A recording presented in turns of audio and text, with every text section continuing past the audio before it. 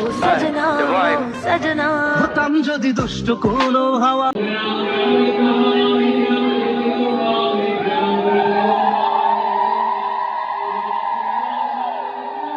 মাগো তুমি সর্বজনীন আছো হৃদয় জুড়ে।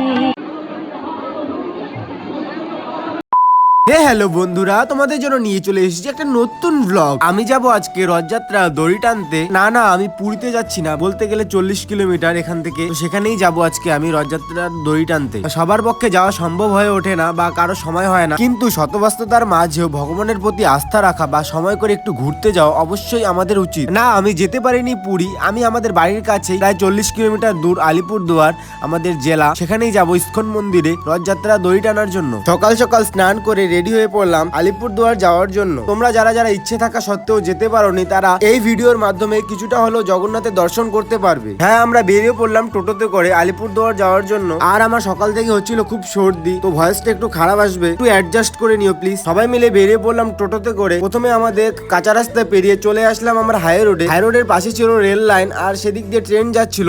সেদিকের ভিউটাও ছিল দেখতে অনেকটাই সুন্দর। আর হাই রোডের ডান সাইডে তোমরা দেখতেই পাচ্ছ যে এই সাইডে অনেক সুন্দর সুন্দর গাছের চারা লাগানো হয়েছে। এগুলো ফুল হয়নি এখনো, কিন্তু দেখতে তবুও অনেক ভালো লাগছে। এগুলোকে সাইজ করে কাটা হয়েছে। আমাদের এখান থেকে আলিপুরদুয়ার যে প্রায় 1 থেকে 1.5 ঘন্টা সময় লাগবে। বাসে বা প্রাইভেট গাড়িতে গেলে অনেক তাড়াতাড়ি চলে যাওয়া যায়, কিন্তু আমরা যাচ্ছি টোটোতে, আমাদের একটু ম্যাক্সিমাম টাইমটাই লাগবে। তারপরে এসব গল্প সল্প করতে করতে আমরা চলে যাচ্ছিলাম। এরপর এখান থেকে শুরু হয়ে যাবে নতুন রাস্তা, মানে হাই রোড এখান থেকেই শেষ, মানে এখন থেকে আসবে একটু ভাঙ্গা রাস্তা বলতে গেলে। রাস্তার অবস্থা খুব খারাপ, তার জন্য আমাদের জ্যামের মুখেও পড়তে হলো, তাই আর একটু বেশি সময় লাগলো। 2-3 দিন ধরে চলছিল টানা বৃষ্টি, কিন্তু আজকে যেই রথের মেলা হবে তার জন্য আকাশটা সারাদিনই পরিষ্কার। হ্যাঁ, এটাকে এখন তুমি জগন্নাথের কৃপা বা মহিমাও ভাবতে পারো, বা যার কাছে যেটাই। টোটোতে যেতে খুব অসুবিধা হয়েছিল বলতে গেলে, রাস্তাটার অবস্থা খুব খারাপ, আমাদের টোটোটা টানতেই পারছিল না আমাদেরকে। তারপর আমরা এই রাস্তা থেকে চলে গেলাম একটা ভেতরের রাস্তা দিয়ে, সেখানে ছিল একটা জলের টাইম কল, সেখান থেকে জল টল খেয়ে নিলাম আমরা। হ্যাঁ গাইস, আমরা এখন চলে আসছি আলিপুরদুয়ারে।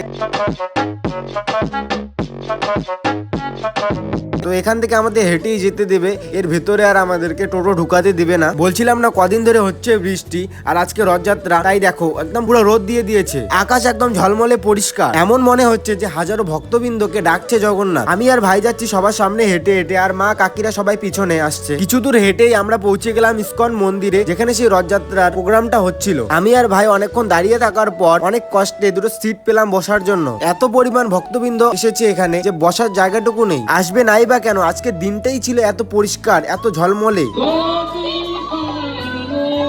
এর কিছুক্ষণ পর জগন্নাথের ওখানে স্টেজের পর্দাটা সরিয়ে দেওয়া হলো ভক্তদের দর্শন করার জন্য। শত শত লোকের ভিড়ে আমিও ক্যামেরাটা বার করে ভিডিও করে নিলাম তোমাদের দেখার উদ্দেশ্যে।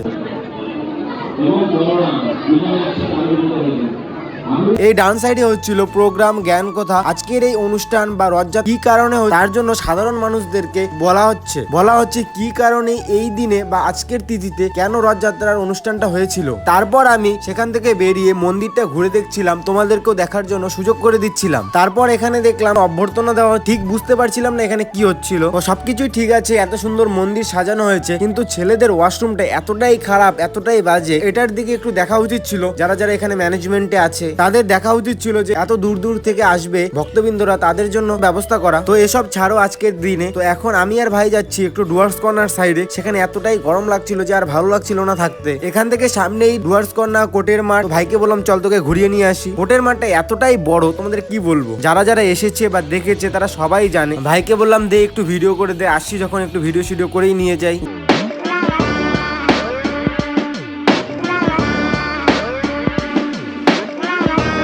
জায়গাটা দেখে মোটামুটি ভালোই লাগলো, এত শহরের মাঝখানে সবুজে সবুজ, একটাই শুধু মাঠ। তারপরে এখানে দাঁড়িয়ে কয়েকটা ফটো তুলে নিলাম আমি। তারপরে সেখানে কিছুক্ষণ ঘোরাঘুরি করে আবার চলে আসলাম আমরা ইস্কন মন্দিরে। আমরা সেই সকালে বাড়ি থেকে বেরিয়েছিলাম, আমাদের পেয়ে গেছিল একদম খিদে। তো সেখানে বললো যে প্রসাদ বিতরণ হচ্ছে, আমরাও চলে গেলাম খেতে। আর খাওয়ার মেনুতে ছিল ভাত, ডাল, পনিরের তরকারি, শেষ পাতে পায়েস। খাওয়া দাওয়া কমপ্লিট করে বাইরে এসে খেয়ে নিলাম 1 বোতল স্প্রাইট। তারপরে চলে গেলাম আমরা মন্দিরের কাছে, যেখানে রথ সাজানো হয়েছে। একটু পরে রথ টানা শুরু হয়ে যাবে। এর কিছুক্ষণ পর নিয়ে আসলো বলরামকে আর প্রথম গাড়িতে বসিয়ে দিল। সবাই অপেক্ষা করেছিল কখন জগন্নাথকে গাড়িতে নিয়ে বসাবে, গাড়ি মানে ওই আর কি রথে নিয়ে বসাবে। ওখানের যে পরিবেশটা পুরাই মজা লাগছিল দেখে। আর আমরা অপেক্ষা করেছিলাম কখন রথ টানা শুরু হবে, আমরাও ট্রেনে বাড়ি চলে আসবো, যেহেতু 40 কিমি রাস্তা, বাড়ি আসতে আমাদের অনেকটাই দেরি হয়ে যাবে। তোমরা শুধু লোকের ভিড়টা দেখো, কত লোক এসেছে রথের দড়ি টানার জন্য। তোমরা শুধু জাস্ট মানে ভিউটা দেখো, কত লোক, জায়গা নেই দাঁড়ানোর মতো। কে কার উপরে দাঁড়িয়ে আছে, কে কার পায়ে পাড়াচ্ছে, মানে বলার মতো অবস্থা নেই, এত ভিড়। আর শহরের ব্যাপার, দু সাইডে আছে ড্রেন, খুবই ভয়ঙ্কর ব্যাপার, কোন সময় কে ড্রেনে পড়ে যায়, কাদা জলে পড়ে যায়। তারপর অনেকক্ষণ পর শুরু হয়ে গেল রথের দড়ি টানা। অনেক কষ্টে একটু ধরতে পেরেছি রথের দড়িটাকে। এত ভিড়ের মাঝেও যে রথের দড়িটা টানতে পারলাম তার জন্য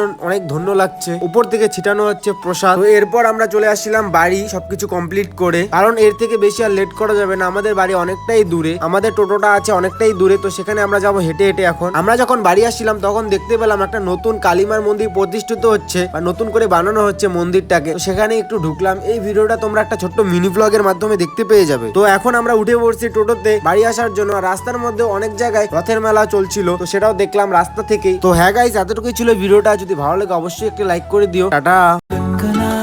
मुस्कुराए छोटी मोटी बातों पे मुंह फुला